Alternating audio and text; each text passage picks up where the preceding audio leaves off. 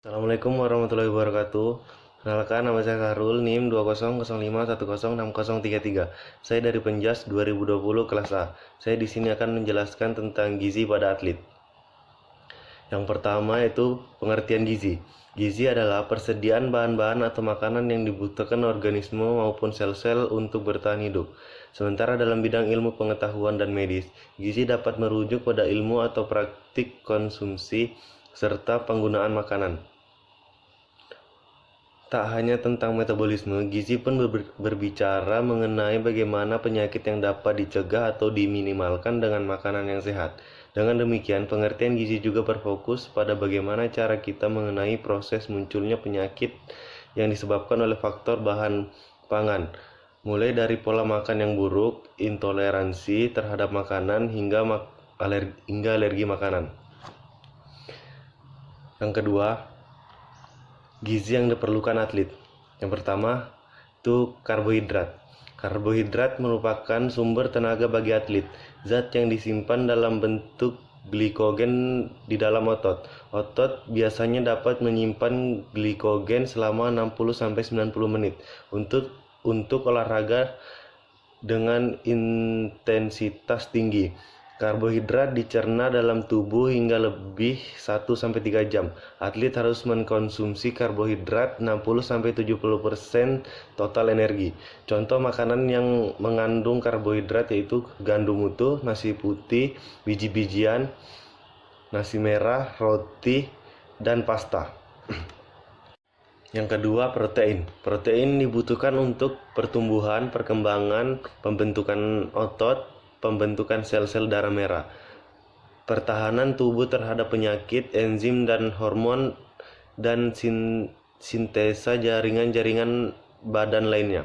Protein dicerna untuk asam-asam amino yang kemudian dibentuk protein tubuh di dalam otot dan jaringan lain. Protein dapat berfungsi sebagai sumber energi apabila karbohidrat yang dikonsumsi tidak mencukupi seperti pada waktu latihan fisik intensif.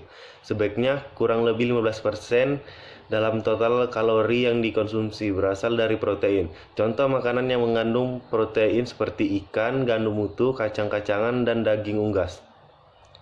Selanjutnya, lemak. Lemak dibutuhkan sebagai sumber energi yang berjangka waktu lama. Misal, untuk olahraga lari maraton, pemilihan makanan berlemak tidak boleh sembarangan. Sebelum dan selama latihan tidak dianjurkan mengkonsumsi makanan tinggi lemak. Hal ini dikarenakan lemak akan lama dicerna dan memiliki waktu tinggal lama dalam perut. Contoh lemak sehat seperti alpukat, keju, telur, dan kacang. Selanjutnya, air dan serat. Air dalam tubuh merupakan komponen terbesar dalam proporsinya mencapai 60-70% berat badan orang dewasa. Selama pertandingan yang memerlukan ketahanan seperti maraton atau jalan cepat, harus diperhatikan pengisian cadangan zat cair. Keadaan dehidrasi, gangguan keseimbangan air dan elektrolit serta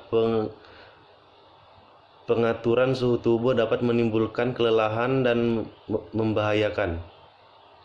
Dehidrasi berat secara potensial dapat menyebabkan temperatur tubuh meningkat dan mengarah ke heat stroke, serta dapat berakibat fatal. Sumber serat berasal dari sayur dan buah-buahan.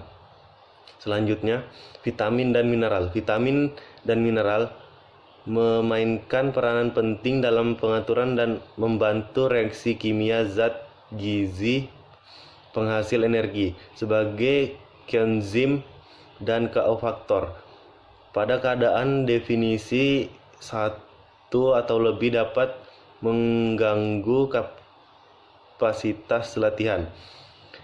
Kebutuhan vitamin, terutama vitamin yang larut air seperti vitamin B dan C, meningkat sesuai dengan meningkatnya kebutuhan energi. Tambahan beberapa vitamin dan mineral yang penting diperhatikan dalam kaitannya dengan olahraga seperti vitamin A, B, C, D, E, dan K. Mineral seperti Ca, Fe, Na, K, B, Mg, Cu, Zn, Mn, J, Cr, Se, dan F. Baik, kesimpulannya, asupan gizi yang dikonsumsi atlet hendaknya selalu dikonsultasikan dengan pakar gizi sehingga asupan gizi yang masuk ke dalam tubuh bisa memenuhi kebutuhan sebagai atlet sesuai dengan bidang olahraga yang ditekuni. Atlet sangat dianjurkan untuk tidak memilih makanan sembarangan supaya performanya bagus. Ada beberapa makanan dan minuman yang perlu dihindari atlet dalam pemenuhan asupan gizi, yaitu alkohol, makanan tanpa mengandung protein, produk minuman olahraga, sup kaleng, sereal, minyak kelapa, dan frozen yogurt.